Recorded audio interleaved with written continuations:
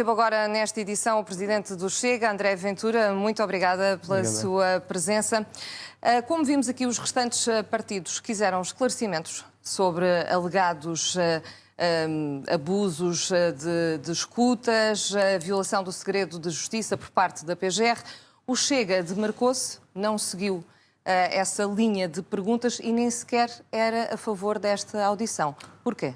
Obrigado pelo convite, antes de mais, é sempre bom poder explicar num tema tão importante como este as nossas razões. Eu queria usar esta frase que eu acho que ela faz hoje todo o sentido. Hoje era preciso defender o Estado de Direito em Portugal. Honestamente, é o que eu penso.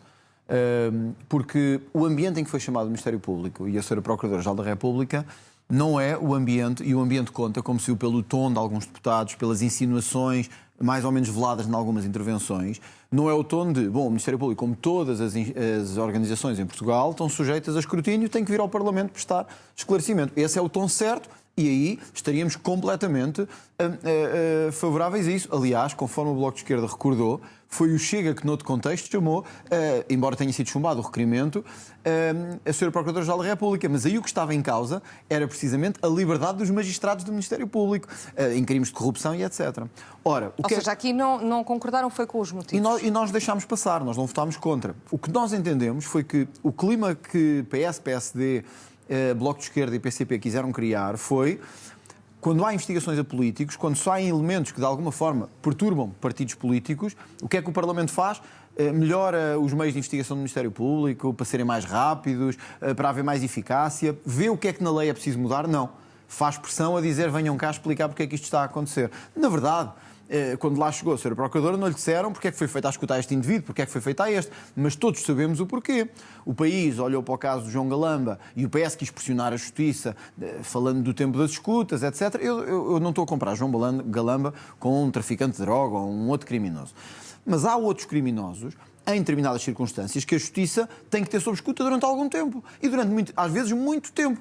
Não pode ser a regra, mas também, quando é justificado, tem que haver meios para isso. O que é que eu quero dizer com isto tudo? Que deu a ideia ao país que os políticos se juntaram para atacar o Ministério Público. Porquê? Porque os atingiu a eles. E eu acho que foi isso que a Sra. Procuradora quis dizer e foi isso e era esse ambiente com que o Chega não concordou. Por isso é que eu disse, hoje era preciso salvar o Estado de Direito em que matéria? O Chega, naturalmente, como todos os partidos, também tem queixas do Ministério Público. Olha, eu fui arguido durante 3 anos num processo, fui acusado e depois fui absolvido. Custou, prejudica politicamente, evidentemente, mas isso não quer dizer que tínhamos que acabar com o Ministério Público ou que tínhamos que coartar a sua liberdade. E o que eu senti nestes últimos meses, talvez neste último ano, foi que os políticos se juntaram para dizer isto não pode continuar. Porquê? Porque atingiu, sobretudo, o coração da máquina tradicional partidária e levou à queda de um primeiro-ministro. Enfim, não foi o Ministério Público que Mas relativamente a essa queda, não. acha que faltaram aqui alguns esclarecimentos por parte de Lucília Gago? Eu acharia grave que... Era importante falar sobre isso também? Eu acho que a Sra. Procuradora-Geral da República, numa entrevista que deu à RTP, enfim, deixou claro o que é que ela pensava enquanto cidadã e Procuradora-Geral da República sobre a questão que levou à admissão de António Costa. Obviamente o Ministério Público tem que cumprir a lei, tem que se pautar pela lei, e tem que cumprir as regras em matéria de escutas, em matéria de detenções e de buscas e etc. Agora, nós não podemos ter no Parlamento uma Procuradora-Geral da República a dar justificações sobre um processo que levou à queda de um político. Eu percebo que o país queira essas explicações, mas repare, o risco era o Ministério Público nunca mais levar a cabo nenhuma ação contra nenhum político. Pelo menos um político com poder real. Porque já se sabe que no dia a seguir está a ser chamado ao Parlamento para dar explicações, a dizer que vai ser destituído. Repare, nós hoje ouvimos a Procuradora-Geral da República, mas isto tem um caminho. Vários políticos pediram a exoneração da Procuradora-Geral da República. Pediram que o Presidente da República afastasse a Procuradora. Ou seja, deu a ideia que a justiça é lenta para os outros cidadãos? É lenta para as empresas? Comete erros, evidentemente, comete, e às vezes atingem-nos a nós, e isso é grave. Mas se atinge os políticos, sobretudo dos partidos do centro, então nós imediatamente movemos o mundo inteiro para cair em cima da justiça. Foi só com isso que nós não concordámos, porque de resto, se o Ministério Público todos os anos, ou 2 em 2 anos, for ao Parlamento apresentar o seu relatório de atividades, então isso é bom para o país, é bom para a democracia. Agora, não pode... Repare, ninguém chamou o Ministério Público nos últimos anos. Porquê? Porque aí não interessava, não havia casos que não foram atingidos políticos nem governantes que interessasse. Curiosamente, é no ano que é atingido o governo socialista, cai o governo socialista de António Costa, que a esquerda se junta toda para chamar a Procuradora ao Parlamento. O ano passado não era importante ouvir a Procuradora, e há 2 anos, e há 3. É esse ambiente que nós estamos contra. Mas acha que esta audição isso. foi tardia, de algum modo?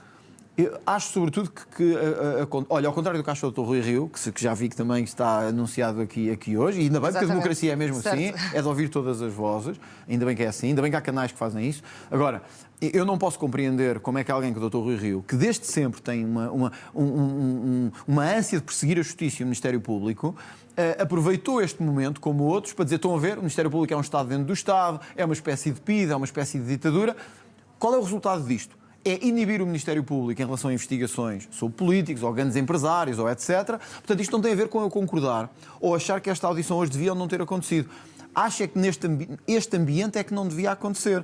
De resto, o Chega sempre foi favorável a que se definisse uma periodicidade, bom, a Procuradora-Geral da República, ou o seu Procurador, quem vier a ser Procurador-Geral da República, venha ao Parlamento, mas não é para falar de casos concretos. Não é para dizer porque é que atingiu o político A ou o político B. É que meios é que lhe faltam, o que é que está a correr mal, onde é que os políticos podem ajudar a investigação criminal, melhorando as leis. Mas nada disso. Aliás, é curioso, é só dizer isto, que eu sei que talvez tecnicamente isto não interessa tanto e temos que avançar. Também. Mas repare, o Partido Socialista critica agora estas demoras e estas escutas gigantescas durante muito tempo e os megaprocessos. E que a Procuradora diz que não são infundadas, ou seja, nem claro, são constantes. E não são infundadas fugas, e não são essas constantes. escutas que demoram Mas muito sabe uma tempo. coisa curiosa? Quem fez alterações à lei que levaram a que o regime das escutas telefónicas hoje seja este, nomeadamente a sua transcrição de todos os aspectos e a sua não destruição, foi o Partido Socialista.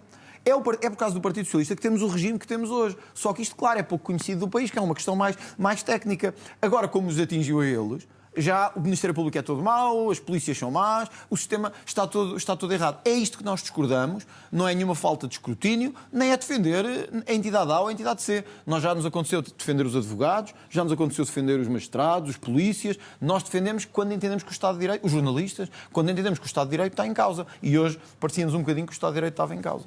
André Ventura, relativamente ao Ministro das Infraestruturas e da Habitação, Miguel Pinteluz e Maria Luísa Albuquerque, vão ser ouvidos com caráter de urgência na Comissão de Economia, Obras Públicas e Habitação, isto a propósito da privatização da TAP em 2015. Este debate tinha sido rejeitado pelo PSD, pelo CDS e também pelo Chega.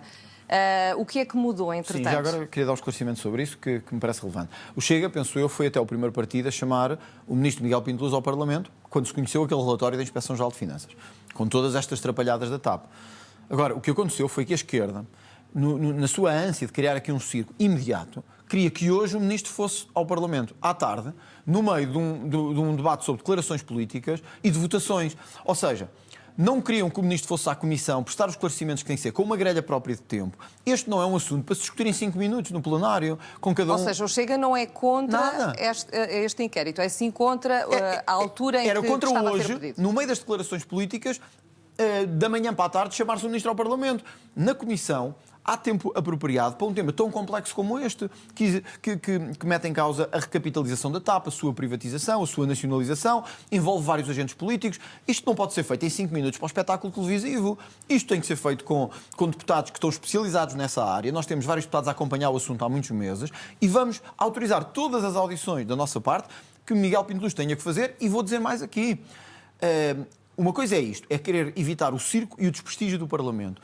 Outra é se me perguntasse se eu acho que Miguel Pinteluz tem condições de acompanhar este processo que está em curso na TAP, eu acho que ele está fragilizado. E, portanto, com a mesma autoridade com que tomamos esta decisão hoje, eu acho que Miguel Pinteluz tem poucas condições políticas de gerir o processo, estando afetado, como está, por aquele relatório. É verdade, o relatório pode não ser absolutamente fidedigno e Miguel Pinteluz também tem direito à sua defesa e a contraditório. Mas há uma coisa que parece ali evidente. O processo da TAP foi uma atrapalhada. E Miguel Pinteluz estava no Ministério que geriu esse processo. Tem ele mais poder na altura ou não? Ele estava lá. E, portanto, politicamente está fragilizado. É isso que eu acho. Avançando para o Orçamento de Estado de 2025, o Chega tinha-se colocado fora das negociações relativamente ao Orçamento do Estado para 2025. Entretanto, recuou e disse que se o PS fosse excluído das negociações, o Chega estaria disponível até para viabilizar o documento. Já houve, entretanto, novidades por parte de Luís Montenegro, mas, para começar, o que é que o levou a essa mudança de posição? Deixa-me deixar claro isto, que eu penso que não houve nenhuma mudança no pensamento do Chega e gostava de explicar porquê, porque as pessoas podem ficar confundidas, de facto. Houve um momento em que o Chega e o PSD definiram um processo de negociação orçamental. Esse processo teve sempre um pressuposto, de que seria um orçamento negociado à direita e não com o Partido Socialista, porque sabemos que há uma incompatibilidade absoluta em matéria fiscal, em matéria económica, etc.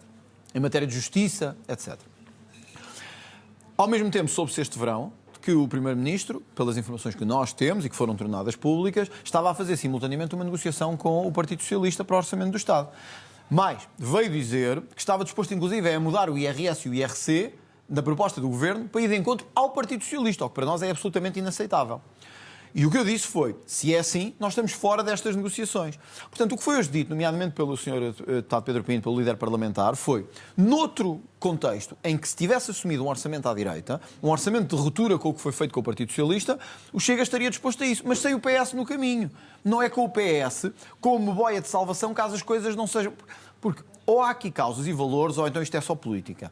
A politiquice. Que é, ou nós estamos aqui para transformar, queremos menos impostos, queremos mais investimento na justiça, nas forças de segurança, queremos o reforço das fronteiras, ou então nós queremos aprovar um documento, seja ele dos nossos valores ou não seja. O Governo deu sinais de que quer aprovar um documento, quer fazer sobreviver politicamente, mesmo que tenha que vender as suas convicções e vender os seus valores. Nós não aceitamos isso. Portanto, se me disser assim...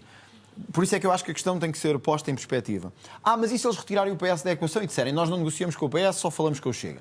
Só que isso já não é possível ao momento em que estamos, porque o orçamento será entregue a 10 de outubro, se não me engano. Eu sei como é que se constrói um orçamento e como é que se faz um orçamento. Portanto, isto já tinha que estar a ser feito desde maio. Mas Luís Montenegro, entretanto, disse que recusava retirar, ou seja, recusou o repto do Chega. Muito bem. Ainda há instantes. O que é que se segue agora? Eu acho que ficou claro o Primeiro-Ministro dizer que não aceita fazer uma negociação à direita. Quer fazê-la, provavelmente ao centro-esquerda, com o Partido Socialista. Eu acho que isto tem dois méritos. Acaba com a discussão sobre se é o Chega que tem que viabilizar o orçamento ou não, porque passa a ser um ónus do Partido Socialista. E acho que define... Mas o Chega vai manter-se fora das negociações? O Chega está fora destas negociações orçamentais. O Chega não viabilizará um orçamento à esquerda como parece que o PSD está a construir. Aliás, deixe-me dizer isto que eu acho um pouco curioso. Nós passámos anos, quando digo nós é o Chega e o PSD, a dizer que os impostos sobre as empresas estão num nível elevadíssimo, que a carga fiscal não é atrativa e não atrai investimento. Quando eu ouço alguém do Governo dizer que está disponível para ir ao encontro do que o PS quer nestas matérias para aprovar o orçamento, é contrariar tudo o que dissemos nos últimos anos. O PS defende mais impostos para as empresas para andar a subsidiar quem não trabalha e outros. Não só quem não trabalha, mas e outros. Nós temos um país completamente diferente que queremos. Um país de menos impostos, de mais trabalho, de melhores salários, mas de menos impostos sobre as empresas também. Se o Primeiro-Ministro está disposto a sacrificar isto pela sua sobrevivência política, ainda bem que ele diz que não aceita o nosso repto. E o Chega ficará na oposição nos próximos anos e liderará essa oposição, porque vamos ser francos, a partir do momento em que viabiliza este orçamento, o Partido Socialista tornar-se-á o parceiro do governo de Luís Montenegro para os próximos anos. E, portanto, nós lideraremos a oposição e mostraremos ao país que há uma alternativa a essa política que, no fundo, eu hoje digo isto com alguma mágoa, mas passaram já alguns meses desde a tomada de posse do governo de Montenegro, e eu acho que se fôssemos pelo país a perguntar às pessoas o que é que sentiram diferente face ao governo socialista, eu acho que quase ninguém conseguia identificar nada. A saúde continua exatamente o mesmo caos. Todos a quem foram prometidos aumentos continuam à espera desses aumentos e agora o Governo vai dizendo que já não há dinheiro. Ou seja, até o salário mínimo, que há uns dias foi, enfim, grande pompa e circunstância que ia passar para 826 euros. Hoje o Ministro vai dizer que era especulativo e que isso afinal não era bem assim. Portanto, este Governo eu não consigo identificar uma coisa, que na rua as pessoas digam, bom, isto de facto mudou face a António Costa. Parece que Luís Montenegro só queria substituir António Costa. Ou seja, mas a partir desta recusa por parte de Luís Montenegro não há volta a dar para não, que o Chega viabilize acho que honestamente o caminho está definido politicamente. Em política nunca há nunca, não é? E as palavras às vezes, o futuro obriga-nos sempre a rever algum discurso. Mas eu acho que, com o que foi dito, com a aproximação que está evidente entre o PS e o PSD neste momento e com o que disse o Sr. Primeiro-Ministro, eu acho que ficou claro que o cenário político é PS e PSD terão que aprovar este Orçamento do Estado, se entenderem aprovar. Se me disser assim, bom, e se o Orçamento não passar, e o Presidente da República pressionar para que, em vez de dissolver a Assembleia, o Governo apresente outro orçamento, porque é possível, legalmente. E que não haja eleições. E que não haja eleições logo, e, portanto, que haja uma Aliás, tentativa... o Presidente da República já veio Sim. dizer por diversas vezes que não quer eleições E vamos ser antecipadas. francos, não quero Presidente e nós também não queremos, e acho que não é bom para o país para ninguém. É um cenário de crise que era absolutamente desnecessário, mas repare, era desnecessário desde março, quando o Chega disse que estava disponível para uma solução de governo em que não estaríamos a ter este filme todo. É importante que as pessoas saibam isto. Esta instabilidade toda não estaríamos a ter se houvesse um acordo de governo com uma solução maioritária. Mas isso já passou, esse tempo já lá vai. Se me disser, depois do outro orçamento, o governo decidir apresentar outro e aí sim decidir negociar à direita, fazer um orçamento de ruptura, com menos impostos, com os valores que sempre defendemos, bom, então isso é outro cenário que eu não me vou aqui dizer que vamos estar contra ou a favor. Agora, deste orçamento, tal como ele foi construído, tal como ele foi negociado com o PS, nós estamos fora dessa Sra. Ventura, negociação. peço-lhe que seja muito breve, mas é incontornável também não falarmos deste tema que tem marcado os últimos dias, a fuga dos reclusos. Há, de facto, ainda responsabilidades políticas por apurar? Ainda bem que me toca nesse tema, que eu acho que era importante fazer um ponto e revelar até um elemento que tenho e que queria, porque mostra bem a responsabilidade do Estado nesta matéria. Por um lado, é um pouco incompreensível que a Sra. Ministra da Justiça, apesar de ter tomado posse há pouco tempo, a verdade é que tem alguns meses, não é responsabilidade dela o estado das prisões em Portugal, é evidente que não, na sua história. Agora, a Sra. Ministra quis dizer do género.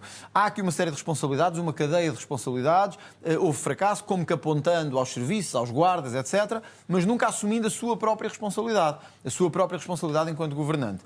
Depois, há um outro elemento que é mais grave, e eu só o digo porque tenho esse documento comigo. Em 2021, e portanto estamos a falar há 3 anos, houve uma reunião no estabelecimento prisional de Val dos Judeus entre o Sindicato Nacional da Guarda Prisional e a administração do estabelecimento prisional de Val dos Judeus. Nessa reunião foram identificados, desde as torres de vigia, à facilidade que os reclusos teriam de acesso a zonas de onde poderiam escapar. Ou seja, as falhas, digamos assim, as falhas que dariam origem a fugas, como esta. Repito, o documento está assinado, é uma ata, tem 3 anos.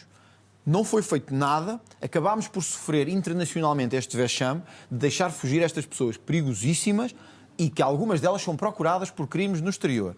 Havendo uma ata destas, tendo sido apresentados os problemas e a administração do estabelecimento prisional e dos serviços prisionais e do Ministério da Justiça, se acham que não deve haver consequências, mesmo estando isto identificado há 3 anos, discutido com o Sindicato da Guarda e assinado pelo próprio estabelecimento prisional, porque esta ata está assinada pelo estabelecimento prisional de Val dos Judeus, então este país é uma república das bananas em que ninguém assume responsabilidades por nada. E é esse país em que eu não queria viver.